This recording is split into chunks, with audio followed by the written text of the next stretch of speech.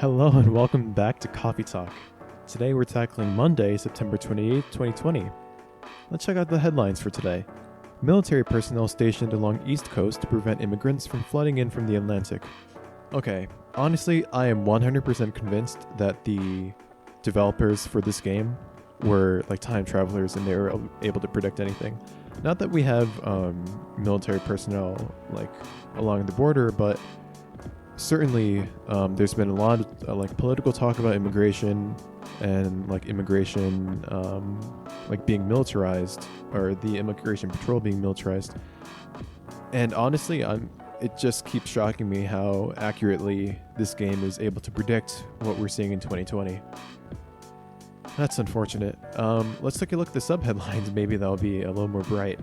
Werewolf representatives push the ministry for more accessible sedative. That sounds like a good thing. And then the doctor from Salic Town arrested for experimenting with child cloning. There's a tendency for one of the characters that show up in the newspaper to show up in the coffee shop. A few days prior, off the top of my head, I remember Rachel Florencia showing up after they mentioned her girl group sold 1 million copies. So I'm really hoping that, fingers crossed, we meet the werewolf and we don't meet either the child clones or the crazy doctor. But let's start the day and find out who we got. It's Freya. Are you sure that will be okay? Yes. I mean, it will be really hard to pull off, but it's something that will make the story different. Different isn't always good. It's like a neat concept, but you need to handle it carefully and gracefully. I know. Yeah, hey, it's Gala. Hey, Gala. Good evening, everyone. Welcome, Mr. Gala. Am I interrupting? It looked like you were having an intense discussion. It's nothing. And you were just giving me feedback.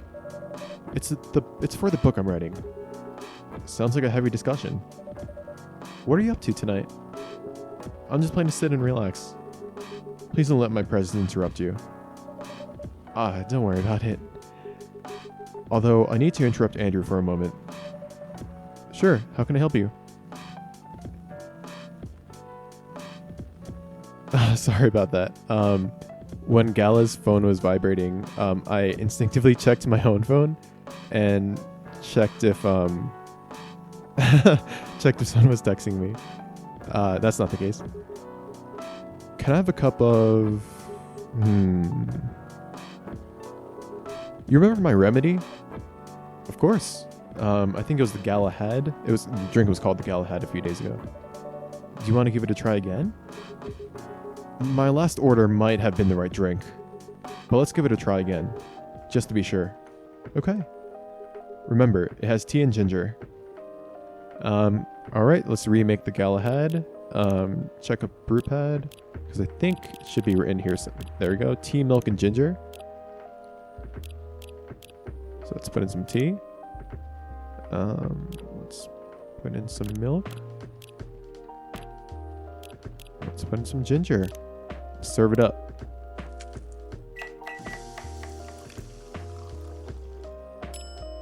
There we go, the Galahad. Let's serve it. Judging from the smell, this looks like it. Indeed. I have the same feeling. I've made a note of that mixture. Perfect. Anyway, please don't mind me and continue with your discussion. Don't worry, Mr. Gala. We're done for the night. You're done? I have a lot of new homework thanks to you. You're welcome. Is Hyde coming? No, I'm by myself tonight. It's gonna be a peaceful night then. That's mean, Freya. Oh, come on. I was just joking. He needs to learn how to communicate his thoughts nicely, you know. He might not look like it, but he's a very kind person, you know. He doesn't show it, that's for sure. That applies to you as well. Oh, come on. Got another customer. It's Bailey's. It's been a while since we've seen him. We saw Lua a few days ago, but Bailey's, it's been a while, man. Good evening, everyone. Welcome, Mr. Bailey's. Hey, how you doing, Freya? Not good. Well, what's going on? Andrew was just criticizing my story. It's called feedback, Freya. It's cruel. It's necessary. Sounds interesting. What's the problem with the story? The story is non-linear and quite complicated. Imagine a choose-your-own-adventure storybook, but for adults. Sounds pretty common so far. But instead of telling you which page to turn to, each decision you make will give you a score. What? That score will determine which page you should go to. That sounds more like a video game than a book. I know, it's not that original. But my target here is the mainstream audience. Huh? With the help of my publisher, this kind of book may go mainstream. Just like that Choose Your Own Adventure show on Netstream. It was nothing new, but because of the marketing and the names involved, it reached the mainstream market. That sounds interesting and highly ambitious, Freya. At least simpler than my other idea, which is making the novel not in the form of book, but in the form of story cards. What? I know, right? As if she has all the time in the world. And that's before even considering the sensitive issue of setting the story in a world where only humans exist. What did you say? No, there's a reason why it has to be that way. Just wait until I finished it, okay? Alright. As Andrew said though, I won't have the time. Getting a normal pitch approved is already a steep climb. Let's not make the mountain even higher. Fair enough. What's the story all about, by the way? You'll have to wait for it. Don't want to spoil the fun. If you say so. Anyway, I haven't ordered anything. Well, what do you want to drink tonight? Ginger latte, if you know how to make it. Do we know how to make it? If it's not on Brewster, Brewpad, we'll just check the guide. But, ginger latte, no.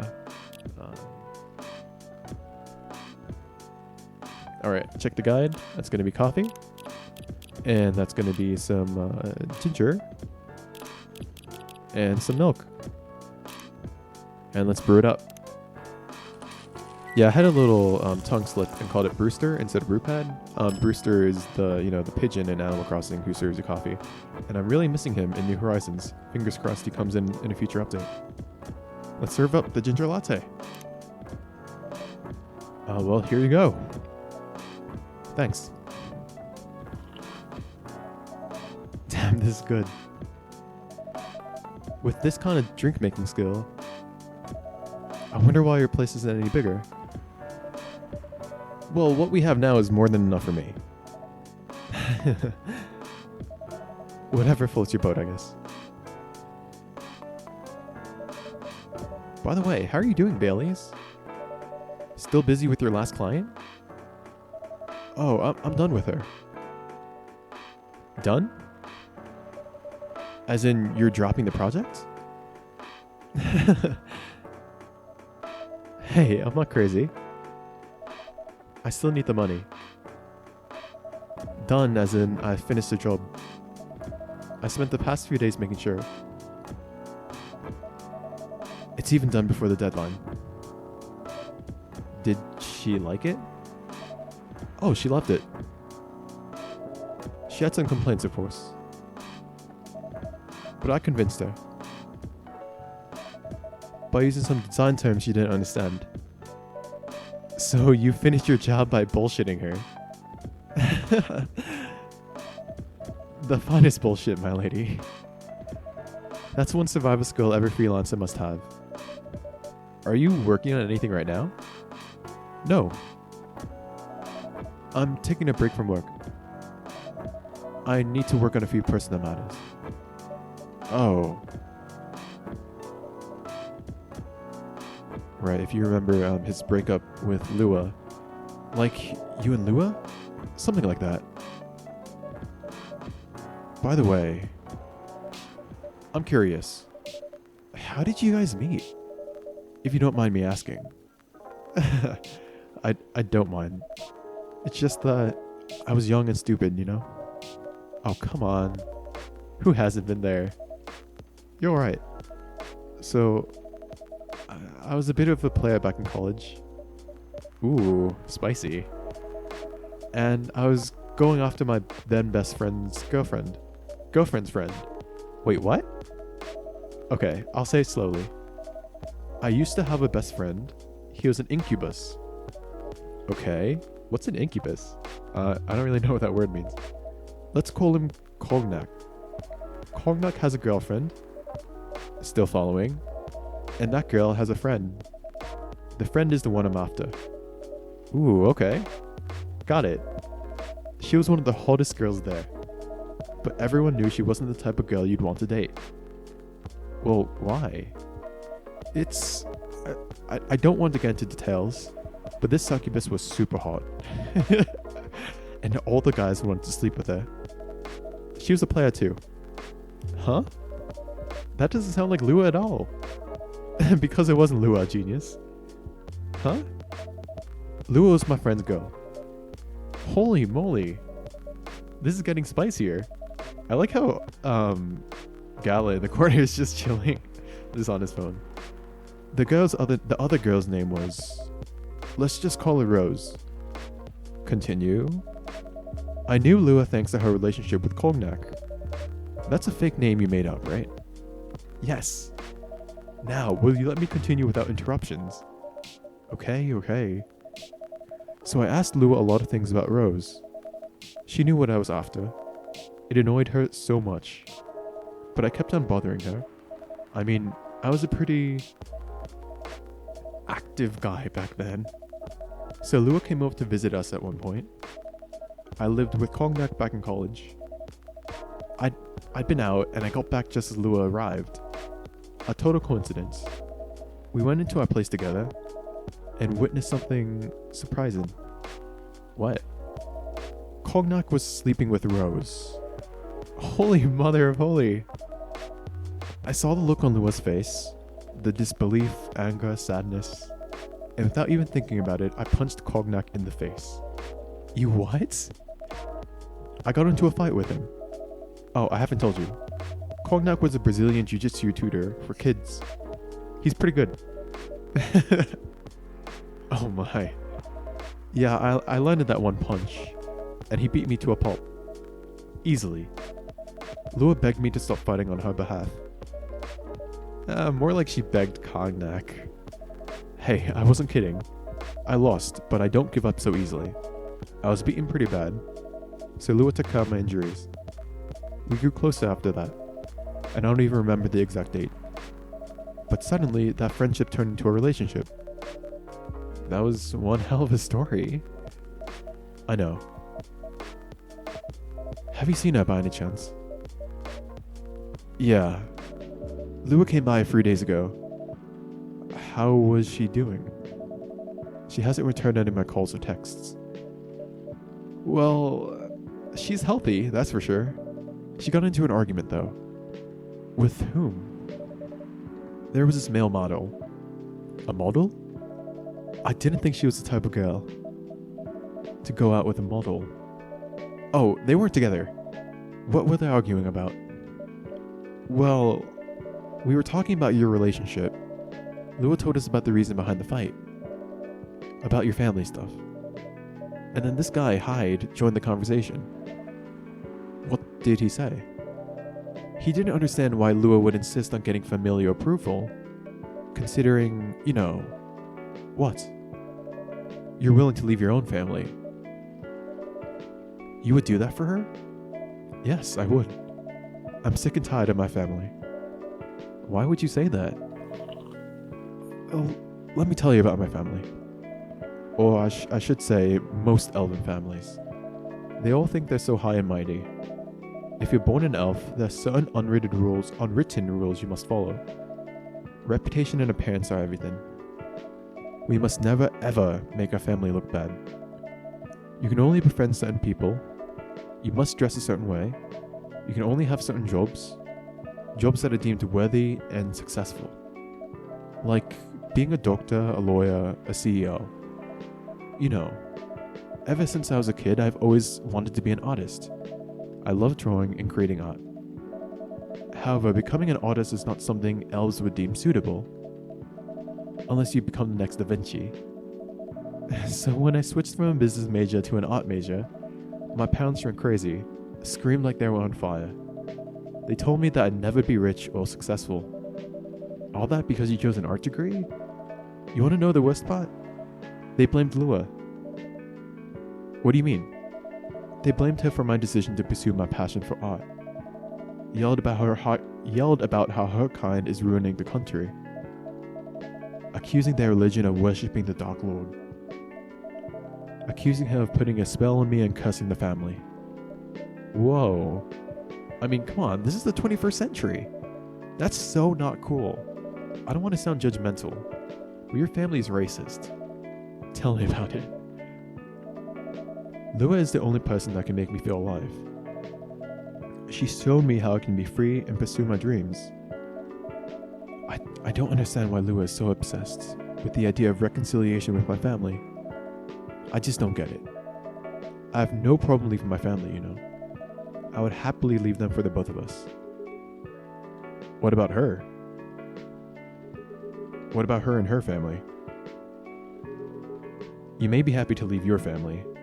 However, it may not be the same for her.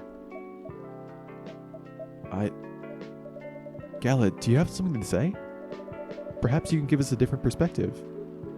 Sorry, I didn't mean to eavesdrop. I couldn't help overhearing your story. I assume that the person you're talking about is not an elf, correct? Yes, she's a succubus. I see. I'm a werewolf. For werewolves, the wolf pack is the most important thing. We'll put family before any other. We often have our own problems within the pack, but we won't abandon our family for anything. Perhaps that's also true for her and her family. Besides, if you leave your family for her, wouldn't that make your parents believe that all those bad stereotypes about succubi are true? I never thought about it that way before. Whether you like it or not, your actions will have an impact on her as well. And if you leave your family for her, that will put her in a very difficult spot. She might feel responsible for your actions. There's nothing to feel bad about. I'm leaving my messy family behind so I can create a better one with her. It's easy for you to say that now, but you don't know what the future holds. One day, circumstances might change. One day, one of you might regret your decisions. One day, you might use the I left my family for you card. We love each other. I'll be with her whatever the circumstances may be. You know, love is like a flame. It might burn fiercely at first, but over time it will die down if you don't maintain it. Maintaining it won't be easy. It will be the hard work. Because life is full of storms. And marriage, it's not going to survive on love alone. Whoa, that's deep. We'll have each other, and that's enough for us. Tell me, do you have health insurance? What? I'm an elf. Why would I need health insurance? You'll need some. What for? Immortality is an elven privilege, but you'll lose it if your family disowns you. I've seen people go bankrupt because they fell ill or got seriously injured. Emptied their entire life savings for an $8 pill because in this country they charge $20,000 for it. And if you decide to have children, they won't have the same privileges you do. There's a high probability that they'll get bullied for being a half-breed. There are consequences. It shouldn't be taken lightly. Think about it. Anyway, I gotta go. I apologize for my intrusion. No, thank you for your insight. I've gotta go too. Want to head out together? Sure. Thanks for the drink, Andrew. And Freya. Bye. Gala with the real advice. Gala and Hyde, they would make a really good couple. What? You made me lose 2 customers in a minute. Hey, that wasn't on me. They were leaving anyway. Are you going to write that in your book? It's a secret. If your book is based on this coffee shop, how can you present a story like theirs in a world with only humans around? I'm not sure. Wait, is there only one race of humans in this world? Because, like, you can easily just substitute this different species for different races. Perhaps a hot drink will give you some inspiration. Sounds like a great idea.